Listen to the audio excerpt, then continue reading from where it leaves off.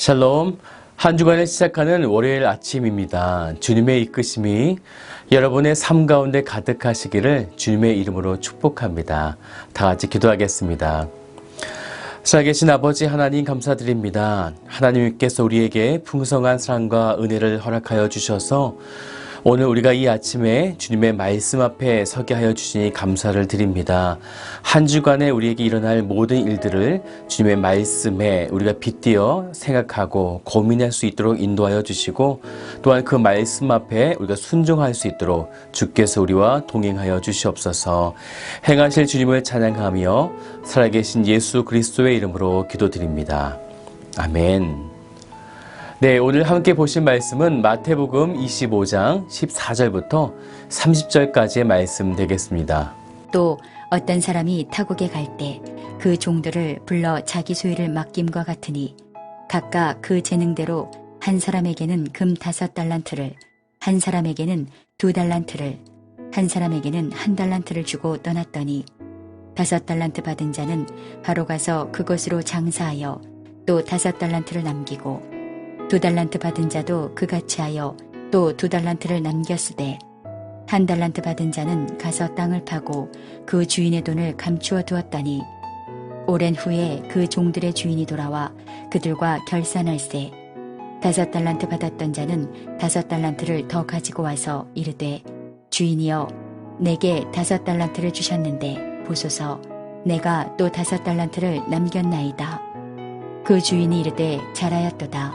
착하고 충성된 종아, 내가 적은 일에 충성하였음에 내가 많은 것을 내게 맡기리니 내 주인의 즐거움에 참여할지어다 하고 2달란트 받았던 자도 와서 이르되 주인이여 내게 2달란트를 주셨는데 보소서 내가 또 2달란트를 남겼나이다. 그 주인이 이르되 잘하였도다. 착하고 충성된 종아, 내가 적은 일에 충성하였음에 내가 많은 것을 내게 맡기리니 내 주인의 즐거움에 참여할지어다 하고 1달란트 받았던 자는 와서 이르되 주인이여 당신은 굳은 사람이라 심지 않은 데서 거두고 해치지 않은 데서 모으는 줄을 내가 알았으므로 두려워하여 나가서 당신의 달란트를 땅에 감추어 두었었나이다. 보소서 당신의 것을 가지셨나이다. 그 주인이 대답하여 이르되 악하고 게으른 종아, 나는 심지 않은 데서 거두고 해치지 않은 데서 모으는 줄로 내가 알았느냐. 그러면 내가 마땅히 내 돈을 추리하는 자들에게나 맡겼다가 내가 돌아와서 내 원금과 이자를 받게 하였을 것이니라 하고 그에게서 그 1달란트를 빼앗아 10달란트 가진 자에게 주라. 무릇 있는 자는 받아 풍족하게 되고 없는 자는 그 있는 것까지 빼앗기리라. 이 무익한 종을 바깥 어두운 데로 내쫓으라. 거기서 슬피 울며 이를 갈리라 하니라. 오늘 말씀은 우리가 잘 알고 있는 달란트 비유를 통한 말씀이죠. 그리고 이 달란트의 최종점은 바로 우리가 재림의 주이신 예수 그리스도를 만날 때 일어나는 상황이 되겠습니다. 그래서 14절의 말씀을 보면 또 어떤 사람이 타국에 갈 때, 즉 주인이신 예수님께서 십자가에서 죽으시고 떠나실 때 그의 종들을 부르시게 되는 상황이죠. 그리고 주인은 그의 종들에게 5개의 달란트와 또한 2개의 달란트, 1개의 달란트를 맡기고 떠나시게 됩니다. 이것은 일부를 맡기고 떠나셨다라는 것이 아니라요, 전부를 맡기신 것인데요. 고대 사회에서는 주인이 종들에게 자신의 재산을 맡길 때에 원금과 더불어서 반드시 이자를 돌려줘야 하는 의무가 있었습니다. 그 이야기는 주인은 종들에게 반드시 풍성해지는 열매를 기대한 것이겠죠. 달란트는 우리가 잘 알고 있는 대로 어떤 재능을 말하죠. 그런데 사실이요, 원어를 보면 달란트는 그냥 달란트입니다. 재능을 말하는 것이 아니에요.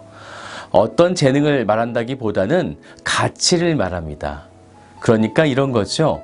예수님께서 그의 종들에게 자신의 최고의 가치를 전부 맡기고 떠나셨고, 종들은 그 최고의 가치를 더 성장하게 만들어야 한다는 것입니다. 그러면 예수님께서 맡기신 그 최고의 가치가 무엇이었을까요? 오늘 이 본문과 중첩된 말씀이 있는데요, 그 말씀의 해답이 있습니다. 바로 우리가 잘 알고 있는 사도행전 1장 8절의 말씀이죠. 오직 성령이 너희에게 임하시면 너희가 권능을 받고 예루살렘과 온 유대와 사마리아와 땅끝까지 이르러 내 증인이 되리라. 예수님께서 승천하시기 전에 제자들을 불러놓고 이 말씀을 주셨다라는 거죠. 여기서 말하는 달란트, 예수님의 최고의 가치는 바로 복음을 말하고 있는 것입니다. 예수님께서 떠나시면서 그들에게 복음을 맡기신 거죠. 그러면요, 어떤 기준으로 이 복음을 맡기셨을까요?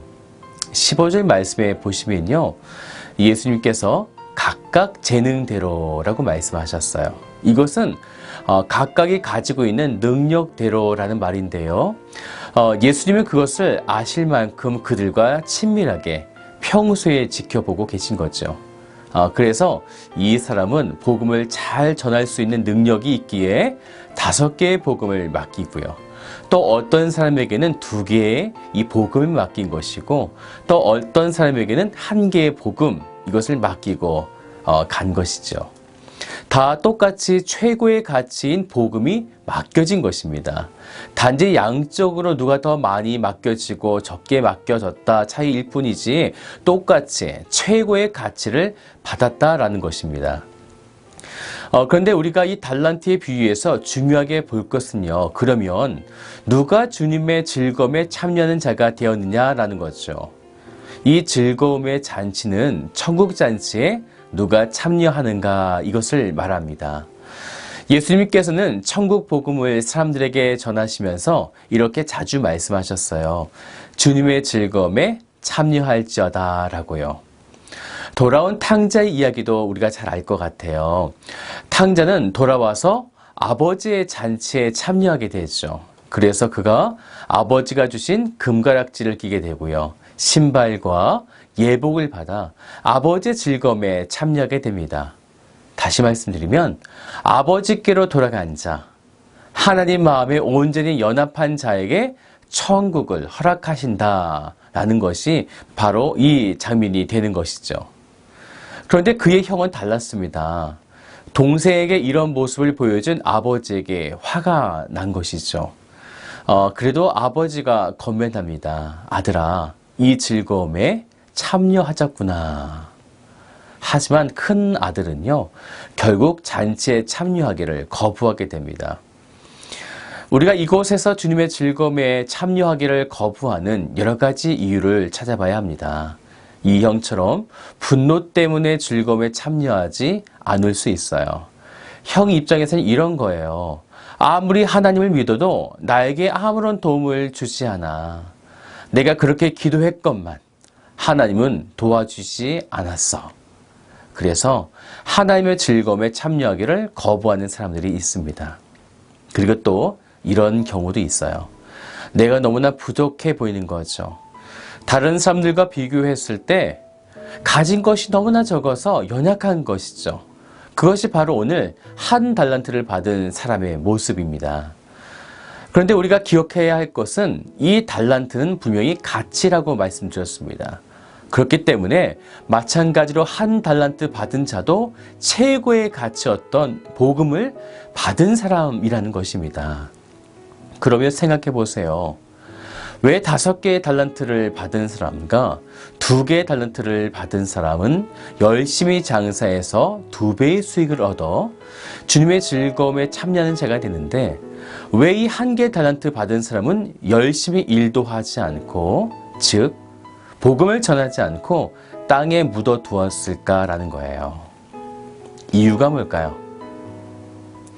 오늘 말씀에는 이렇게 기록하고 있습니다. 한 달란트 받은 사람에게는 25절의 말씀을 보세요. 두려워하여 나가서 당신의 달란트를 땅에 감추었나이다.